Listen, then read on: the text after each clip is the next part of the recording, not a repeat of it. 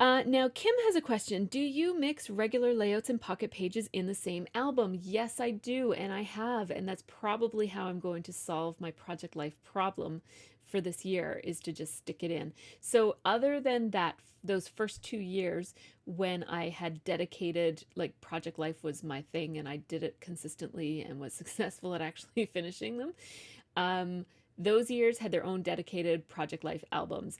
And then I also have a dedicated travel Project Life album, and that one is in its own album. But other than that, my monthly pages and other times that I've done weird hybrid combinations, I've done December daily in my regular albums too. Usually they're all just mixed into my regular albums because it just makes the most sense for me. So thanks for your question, Kim. And now on to Simone. Hi, Tracy. I've noticed that you are not taking notes anymore in the layout ingredients. And I assume that's because you're not part of a design team anymore. How did that interfere on your process? I mean, are you happier now that you don't have this obligation, or was it part of the fun of scrapping? So thank you so much for your question, Simone. It was very clearly written. I completely understand. I think I'm going to go and get those forms so that other people know what I'm talking about. So what Simone was talking about was this layout ingredients form that I used to use. If you've been following me for a while, you will have seen me using these in different orientations. Some of them were printed this way. This one happens to be printed that way. Now, I used to use these when I was on design teams, and I actually stopped using it before I stopped being on design teams. And now they've been replaced with these teensy weensy little stickers. So I do have I don't know where I talked about it. It probably wasn't in a process, but in a set video about it. But I do have a video where I talk about these.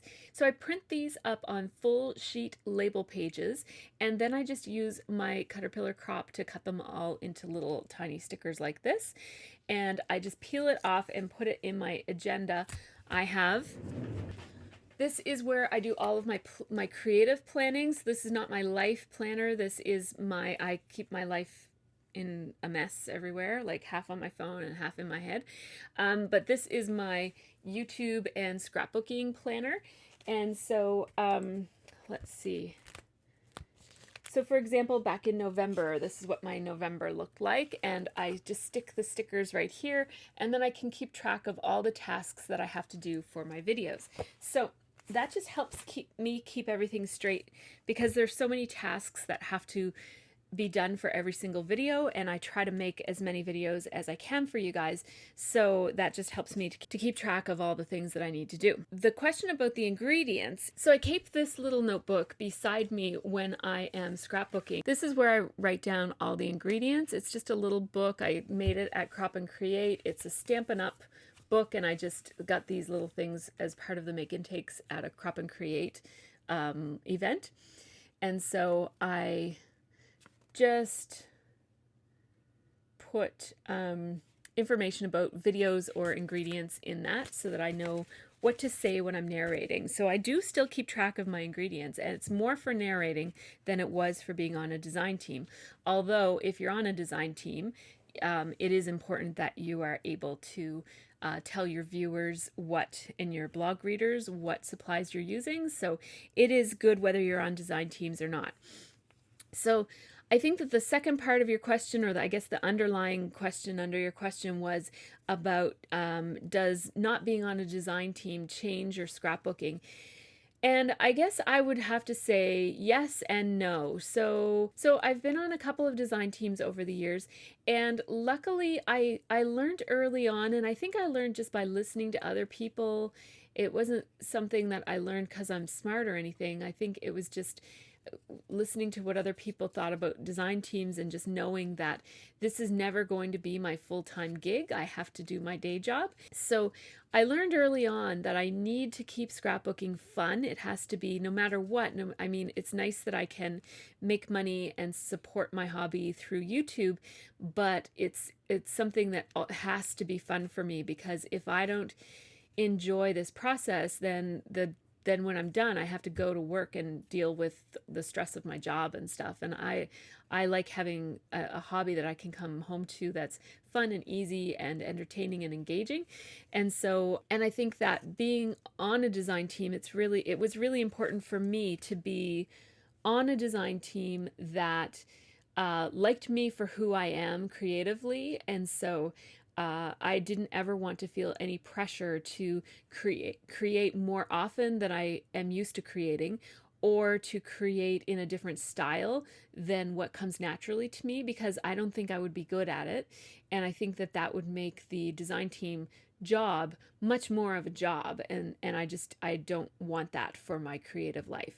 And so I was careful in what teams I was on, and also I was careful about what commitments I was willing to take on in terms of, when you have a busy YouTube channel, you tend to get asked by a lot of different companies to review things and to make videos for money and to, do all sorts of things. And I just, unfortunately, it might mean that I miss out on some opportunities to try some really great products, but unfortunately, I just don't have the time to be able to take a risk to say, yes, I'll receive this free product, and then, like, what if I don't like it? I'm gonna have to make something with it, and I'm just like, it's too much of a hassle for me because I only have such a restricted amount of time to spend doing this. So if you see me endorsing something, it's because I want to endorse it, because I don't do that. Like, I don't have time to endorse things that I don't like, because it cuts into the joyful time of scrapping for me. Now I'm talking about something completely different. But so I guess what I'm saying is that for that reason, because I was really selective with the design teams that I was on, I didn't find that being on a design team really interfered with my process on a page to page basis. So I absolutely, every single layout that I made for the Scraptastic Kit Club, I loved making every single one of those. I mean, I didn't love the outcome of every single one of them. There's always a couple of duds along the way that you're kind of like, ugh, that's not my best work. But for the most part, the kit was very in line with my own style. I would have been buying those things anyways. And so, and when there's beautiful product on your table, it's hard to do wrong, right? Like, you just put stuff together and it looks good. So I had fun on every single one of those pages. But where being on a design team was probably the most challenging for me, and it wasn't all that challenging, but if I were to identify something that was a challenge, it was the overall impact that it had on the overall output of my videos. So when I'm obligated to do 4 videos a month for the design team that I'm on, and I work full time and I do this part time, that means that a good portion of my output on my channel for the month would be dedicated to that one company. And I loved the company and they were awesome, and I was happy to use their products. But it meant that if I wanted to do something like Scrapbooking for Beginners series that I did last year, I wouldn't be able to do that. Well, I would, but it would take so much longer to do it that I'd probably lose interest before I ever finished it. So it was more about the balance of being able to do individual projects, which I love, and that's always been the thrust of my YouTube channel, has been process videos. But I also like to do scrap chats, and I like to do scrap room tours, and I like to do little technique videos or product reviews, or series where I'm going to delve into something and follow it through for several videos. And like, for example, the Doctors Are In series that I do with Irit, I wouldn't have been able to do that if I was on a design team. So somehow she can do it, but but I can't do it and be on a design team. You just have to know your limits. Okay, so I am running out of time here, and I want to make this not be too hugely long. So let me see. Sandy has a really great question about kits and leftovers, and do I combine those kits and use them up, and at what point do they become in my stash pieces? So they become in my stash pieces at the end of whenever the next kit comes in, the first time I use it, before I use it, I go through my old kit and I dekit it and put it all in my stash, and anything that I don't like, I put in my giveaway pile. Yeah, I don't usually combine kit pieces, but I am going to, because that is going to be one of the topics coming up for something on my channel. So thank you for that question. It was more than just answered here. We're going to answer it in a different way too. Julianne says, have you ever kept vacation albums where you have lots of photos and memories to record? So I have two ideas to share with you about that. Okay, so I know I said I had two ideas, but I actually have three ways that I have covered travel. Okay, so let's start with the first travel that I ever tried to document. So we have our Newfoundland from June of 2004 trip. This was a trip from before I started scrapbooking, but I had a sense that I wanted to document it. So I had kept all of the stuff and I had all the photos and everything together. And my plan was that I would scrapbook it at some point, even though I wasn't really a scrapbooker then. So in June to July of 2009, which was my first year of scrapbooking, I bought this beautiful Paisley album and I decided I was going to scrapbook my trip to Newfoundland. And I started with this cover page that has the map that shows the different days that we were at different places. We were on the west coast of Newfoundland, and it was a beautiful trip. And then we have day one, which was the day that we landed, and I used die cuts with a view. And then day two, I was sick, and I just it was one of those situations where I had a cold. It was bad timing. I knew I was getting a cold right as we were leaving. I thought, oh my gosh, I hope this doesn't ruin the trip. And I just decided, I was really, really sick on day two, and I just decided, you know what? I'm just gonna stay. We had rented a cabin. I'm just gonna stay in this cabin all day long and just kind of sacrifice the one day to make sure that I rest up. And then I thought my chances of feeling better on the next day would be greater if I just gave it up and just rested. And I was right. I think if I hadn't have taken that day, I would have been miserable that day and probably my cold would have lasted a lot longer. So on day three, we were back to doing things. And so this is my day three. And then this was my day four. I have quite extensive journaling in this pull out thing that is both sides of it is where the journaling is. And I was capturing things like the people we met when we were there. It wasn't so much about it was about the landscape and the beauty of Newfoundland, but it was also about the people. And then I skipped whatever the next 2 days were. And then this is day whatever. I didn't even put a day on this one. This is a hike that we took. And then it kind of just ends. And it became my daughter's scrapbook that she put some pages in. And it's empty, the rest. And it was I think it was a 10-day trip. And it just ends randomly. And I'm okay with that. At first I felt like, oh, I have to do that. I have to get back to it. And it was becoming a chore. So I was wanting to, life was happening and I was wanting to scrapbook current things. And I kept feeling dragged back to this. And finally, I just decided I scrapbooked some of it. That's better than none of it. And that's fine. So I just left it. And it's been like that ever since. So then along came pocket scrapbooking, and it's not that pocket scrapbooking didn't exist before then, but it was more popular. And so when we went to Disney World in 2012, that was the year that I was keeping Project Life quite carefully and diligently. And so when we went to Disney World, there was, wow, I kept, how many pages do I have for Disney World? So this is my pocket scrapbook. Basically, it's Project Life for traveling. So all of my three main trips that I've taken since I've been a scrapbooker are in here. So I have Disney, New York City, and New York City. So all three of those trips are here. I have had another trip since then that I'll talk about. So basically, this project has it's been well documented on YouTube. So I'm not going to show you all of these, but I will link to it. So my Disney project life was actually Becky Higgins got wind of it because it was the first time that I ever used QR codes, and back in 2012 that wasn't such a big thing, and I think I might have been the first person to do that.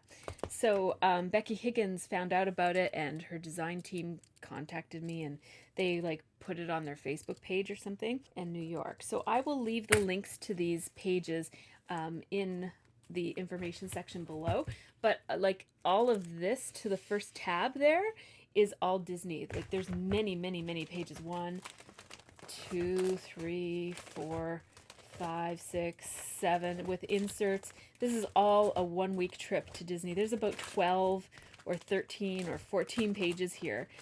So it's a very long, I think it's broken into like 3 or 4 parts. Then my New York City trip is also well documented on YouTube, so I will leave you the both of my New York City trips are well documented, one more than the other, because the first time you go someplace you're not sure if you're going to go back, and so I made a really basically I redid some things because I went with my husband the second time, and so I didn't bother like being as careful about documenting because I had already done some of those things, but it's still quite detailed, so I will leave links for those. So Project Life is one way that I have documented trips or events where you have like a whole lot to document. And then the third way that I have documented a larger project is through mini albums. So I have these 2 mini albums. One is for a week-long trip that we took to PEI, and then the other is our day at Crystal Palace. And again, it's another example. These are older, so they're not really my style anymore, but these are examples of how I have documented multiple pictures in the past.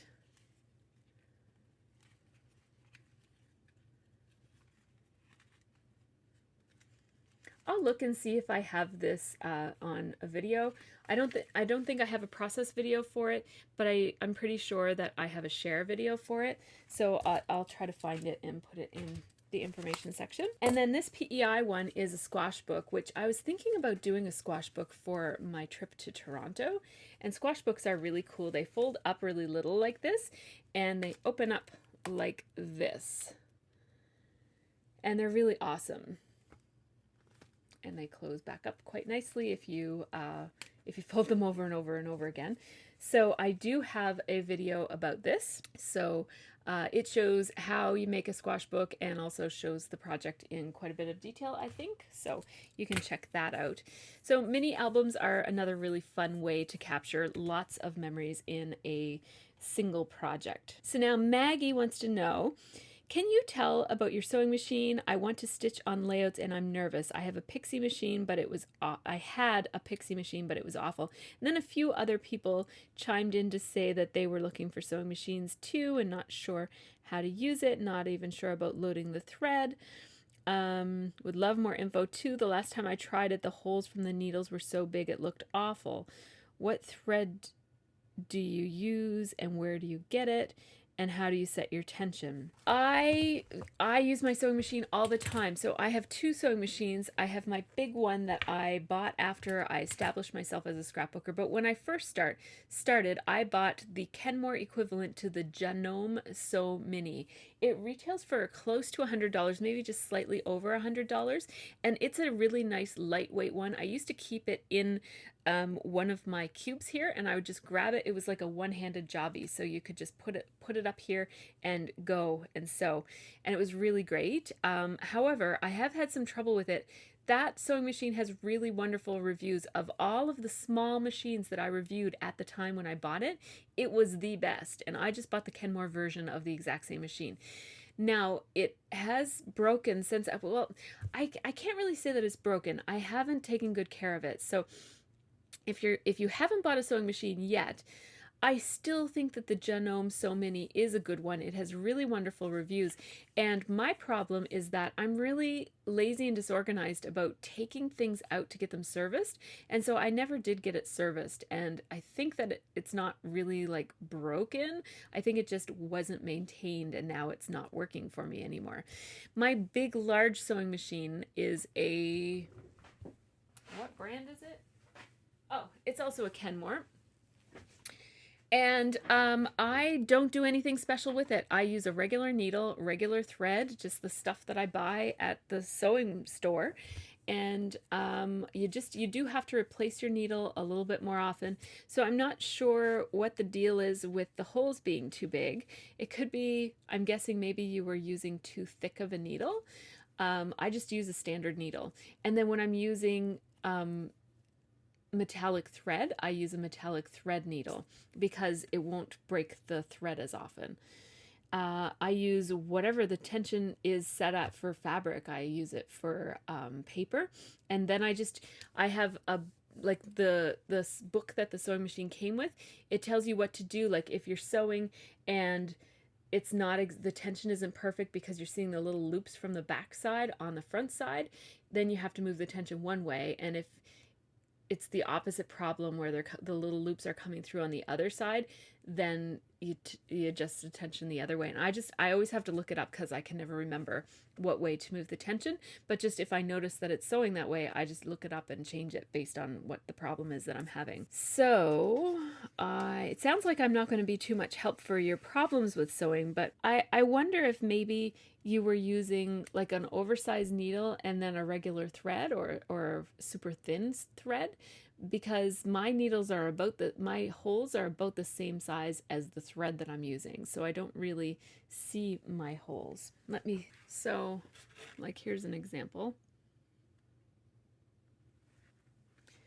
And I didn't really use any special setting in order to get it that way. One tip that might help you is that my sewing machine, when I first turn it on, it automatically sets the stitch length to be way too close together. And if I were to sew like that, it would take forever for one thing, but it's just like too tight, like too small. The stitches would be way too small. So I could see if that were happening, that relative to the size of the stitching, the holes might seem bigger. So maybe use a longer stitch length. So mine comes on automatically set to 1, and that would just be so tiny. I set it to 3.5 or 4, and 4 is the maximum. So that's what I set mine to. Your sewing machine probably has different settings than mine, but that's what I set mine to. Okay, I'm almost done. I'm going to keep going. I'm just going to make this be 2 videos. Okay, whoa, I'm so glad that I got it done. Okay, Helen. Helen says, "Hi Tracy, do you photograph and record your layouts? I keep a list of layouts created and the date created, and I also keep a photograph of each layout. I also write info on the back of the layout. Thank you, Helen." Thank you for your question, Helen. I do keep photographs of all of my layouts on Flickr, and Flickr is probably the most comprehensive place that you can find my work. You will find the few projects that I've ever made that don't have a process video will be on Flickr. And what you could do if you were so inclined, is you could have a browse through my Flickr account, and if there were any projects on there that you'd like to see the process video for, just open a new tab and go to my channel and search for the title of that layout, because all of my videos on my channel are organized by scrapbooking process video, and then the name of the page. So unless if it's a really, really long page where I abbreviated the name, you should be able to find all of my projects that way. But I don't really keep track of them other than that. And I think the fact that they're all captured on Flickr is part of the reason that I'm not as attached to my paper layouts, like to my albums themselves. I feel like, for example, if I ever want to look at some of my own layouts, I almost always will go to Flickr to find them. I never go to my actual albums, because in Flickr I can just scan it so easily. I don't have to like flip through and pull out album after album after album. So that could be actually, that could tie into the other question about albums. Melanie wants to know, where do I keep my albums, both finished and not? So my unfinished albums, I showed you one already, and I just keep it in a spot, like just in one of my cubes here in my room. That's my current album that has some completed pages in it and then some empty page protectors. There's always one of those in my room, and there's also, well, this year there has also been one that's dedicated to Project Life, but there won't be anymore because of what I said at the beginning. And then the finished ones are in a couple of different places upstairs on shelving units in my house. Like I have these console tables in two of my hallways, and they're like a decorative table with two little decorative drawers, and then a big space, and then a large like a shelf almost down by the floor. And so because there's so much height between the shelf that's by the floor and then the bottom of the drawers, I don't know if you know what I'm saying here, there's plenty of room for me to put my scrapbooks there. And so I have two of those, one in the upstairs hall and one in the downstairs hall. Most of my scrapbook most of my scrapbook albums are on those two shelves, but there's also some in our playroom slash office slash media room. I don't know what it is. It's like the kids call it the hangout room. It has one of those really large lac shelving units from IKEA, the big bold ones with a really wide shelving and sides on it. So I have maybe 4 or 5 albums, and also my kids' baby books are on there. So that's where I keep them. And I will show those. I'm not opposed to showing them. I feel like I've promised this before and not delivered. There was at least one time when I did show where my albums were, because I remember Coralie asked me to show that, and I'm pretty sure I did because I remember filming it, but I don't remember what video it might be in. So I will add that to my list of vids to make. Last question, yay! The last question is me saying thanks for your questions. So I guess I'm done. Yay! Okay, so thank you so much. I just have this on my desk that I just wanted to share with you guys before I ended this video. This is a bit of a shout out to to Moira O'Reilly, who helps me with my Facebook group. Moira is one of the sweetest people I have ever met in my entire life. Any of you guys who know her online will definitely agree with me. I'd be surprised if anyone would ever disagree with me. She's awesome. So Mo sent me the sweetest gift. It's just like a little box that was filled with all kinds of little treasures. It was so fun to open, including this little notebook here that she made. It's made out of paper, and you flip it open like this, and it has a little pad of paper, and it's all finished and pretty on the inside. This is how I'm going to be keeping track of my layout ingredients now. Because this book is almost full, so there's a couple more pages in this, and then I'll be switching over to this. So thank you so much. Isn't that beautiful? She is such a talented paper crafter. I just love her. She also sent me 2 really adorable stamped bookmarks, of which my kids have eyed and really want, so I think I might share those with my girls. And she gave me this adorable little card. It's so cute. Look at the coloring she did, with a nice little note inside. And she gave me a gift card to David's Tea to keep with my relaxing over the holidays theme. And so I will be going to David's Tea and getting, I have my favorite tea actually just ran out, so I need to get some more. And this is the little gift card holder. Isn't that like just awesome? Look at it. It fits perfectly. It fits perfectly in there. Isn't that awesome? I have so much respect for people who can do these sorts of little thoughtful things. I can never figure out something like that. So thank you so much, Moira, not only for the awesome box of goodies that she sent me that also included some sweets that I've been enjoying, but also for everything that you do on our Facebook group. It's so wonderful to have you there helping out with administering the group, and also just to see you sharing your projects and chatting along with everybody. And also just nice to have you in our scrapbooking community because you're such a kind soul. So thank you so much to Mo. Thumbs up if you love Mo because she is awesome. Thanks so much for watching this long scrap chat, which will probably end up being posted in 2 videos. So make sure you check out the first one if you're just watching this one. And have a really great scrappy week. And look at these guys. They sat through that whole time that I was scrap chatting. Oh, am I disturbing you guys? Oh, poor kitties. It's such a hard life, isn't it?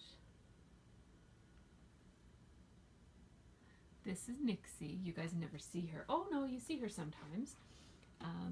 She is my chocolate point cat, and the way that you can remember her is that she has a nicked ear. That's not where she got her name. She already had the name when she got into our ceilings and got her ear cut on one of the vents in our walls. And this is Chloe, the youngest one. She's almost a year. She's a torty point. And then this is Lila, my lovey-dove, can't get enough of people kitty cat. So then they're actually arranged in order of sociability. So Nixie is a little bit of a loner, doesn't really like to be touched at all. Chloe is somewhere in between. She'll like you sometimes and take off other times. And Lila, pretty much, if she were awake right now, if she knew that I was talking, she would be trying to climb into my lap right now. So those are my kitties. They help me scrap. Take care and have a great scrappy week.